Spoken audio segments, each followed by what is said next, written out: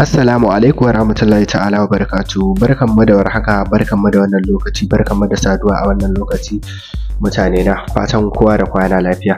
Kamar yadda aka saba yau ma ga mu ɗauke da sabon fim mai suna Uban Salo fassarar Sultan Film Factory.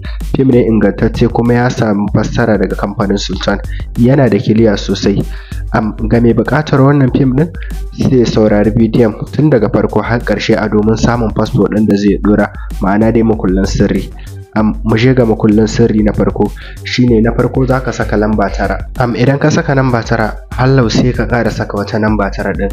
An samu makullan sirri guda biyu kenan 99.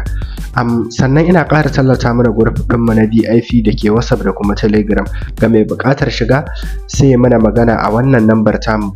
Za ku ga lokuta da dama ba ma samun opportunity mu ɗora muku fina-finai akan YouTube channel. Muna ɗora su ne a cikin group ɗinmu na VIP da ke WhatsApp da kuma Telegram a kowane lokaci. A kowane rana muna saka sababbin fina-finai guda 2 zuwa 3 haka. Insha Allah duk da mai buƙata to sai iya yi mana magana ta wancan lambar da muka yi bayani a baya ta WhatsApp. Insha Allah za mu yi ƙoƙari mu ji jawabinsa kuma mu saka shi a cikin group insha Allah. Mu je ga makullin sirri na gaba. Makullin sirri na gaba shine za ka saka lamba 2. Idan ka saka lamba 2 hallau dai wani makullin sirri na gaba shine za ka saka lamba 7.